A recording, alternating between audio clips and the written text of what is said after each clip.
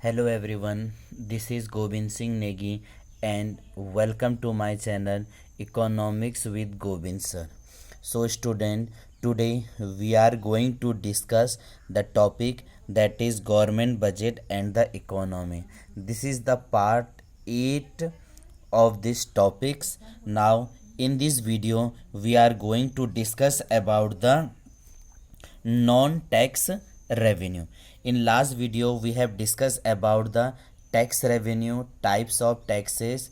Now in this video we are discuss about the non-tax revenue. non-tax revenue क्या हो जाता है आपको बता रखा है हमने।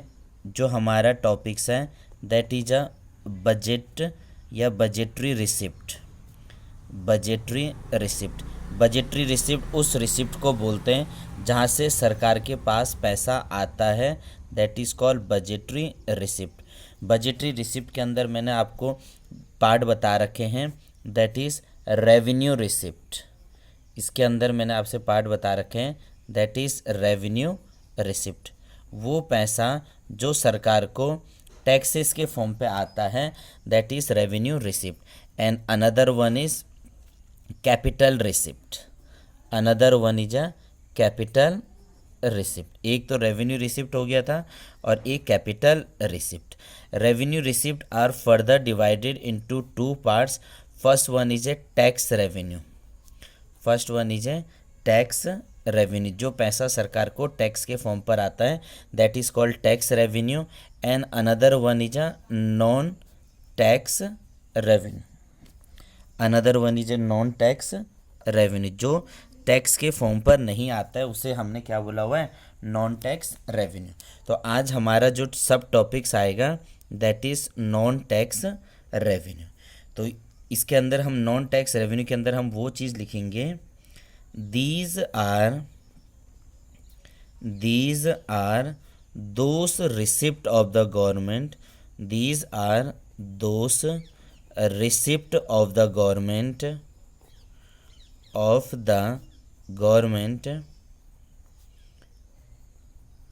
from all the sources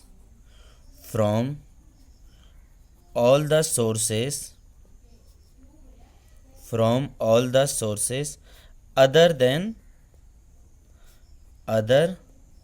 than tax receipt। Tax receipt के अलावा जो अदर प्रकार से सरकार के पास पैसा आता है, that is called non tax revenue. Non tax revenue के अंदर कुछ चीज़ें आएंगे, जिसमें जो हमारा फर्स्ट है दैट इज ए इंटरेस्ट, ब्याज जिसे हम कहते हैं।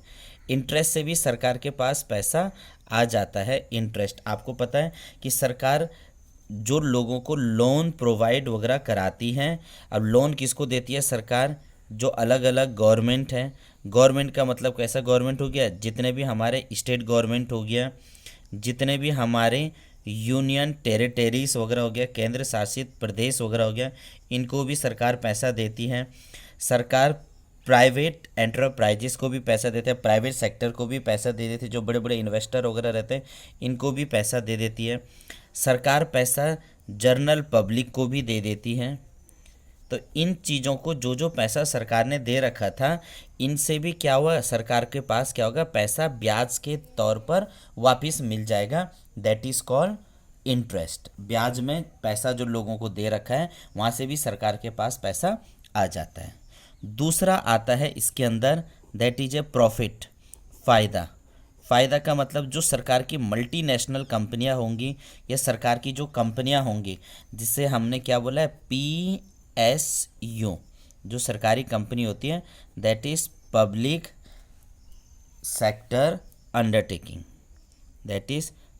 सेक्टर अंडरटेकिंग वाली जो कंपनियां रहती हैं, जो सरकार की है लेकिन सरकार उसे चला रही होती है। जैसे कि अंदर हमने क्या रखा, इंडियन रेलवे, भारतीय रेलवे से भी सरकार को क्या मिलता है, बहुत ज़्यादा प्रॉफिट्स वगैरह मिलता है। LIC से भी सरकार को पैसे वगैरह मिलते हैं। ONGC से भी सरकार को पैसे मिलते हैं। BHEL, Bharat heavy electronic limited वगैरह से भी रहते हैं। और भी बहुत सारे चीज़ें हैं, बहुत सारी कंपनियां हैं जिससे भारत सरकार को बहुत ज़्यादा क्या होता है, प्रॉफिट्स वगैरह देखने को मिलता है।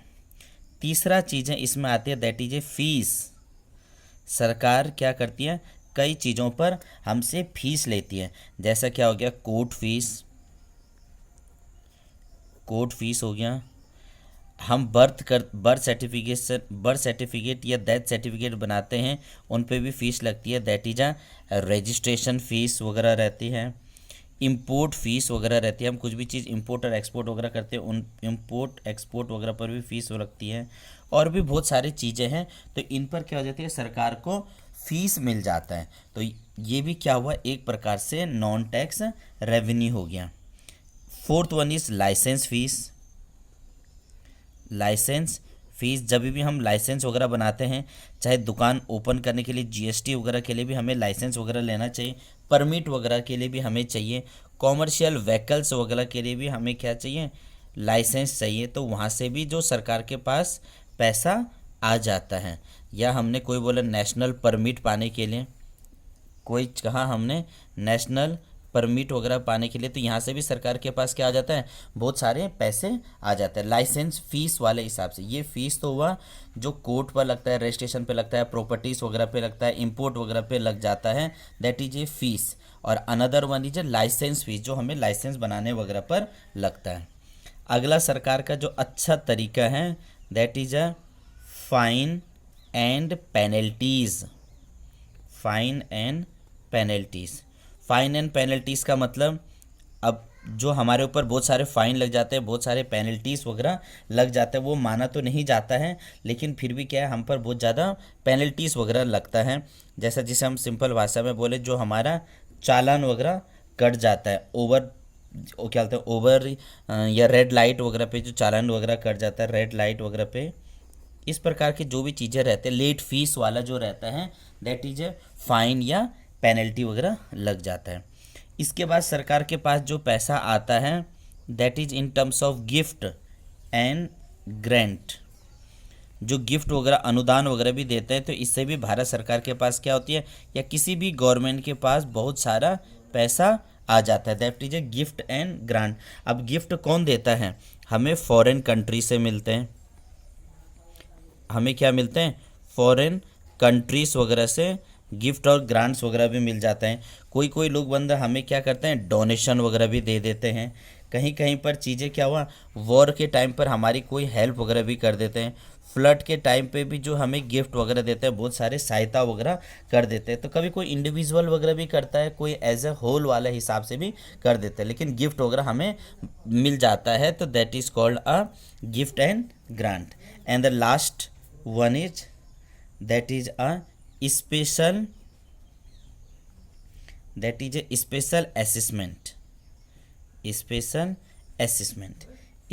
असेसमेंट का मतलब कोई हमें आर्थिक सहायता दे देता है। जो बड़े बड़े प्रोजेक्ट्स वगैरह चलते हैं, तो इसमें भी हमें क्या होते हैं, बहुत सारे छूट्स वगैरह मिल जाते हैं।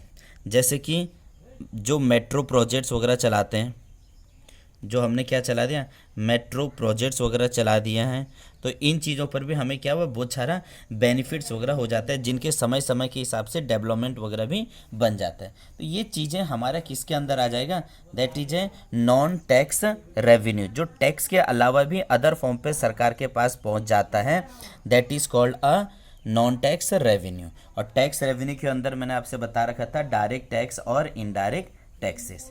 वीडियो पसंद आए तो प्लीज़ लाइक करना, सब्सक्राइब करना और शेयर करना।